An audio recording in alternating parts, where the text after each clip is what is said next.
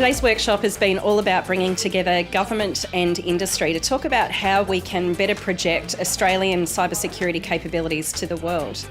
We've made sure that we genuinely go out and listen and get those ideas into our thinking, into our paperwork, and try and operationalise those as best we can. We actually really need from an organisation like ours.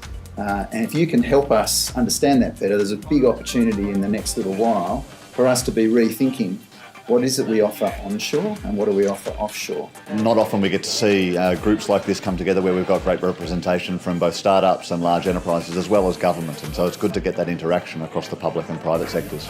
I think it's really important for us as a growth industry and tackling some very real problems globally. It's really important that we all collaborate, we sit together, we share ideas. That message of build locally, deliver globally has come through very, very strong today.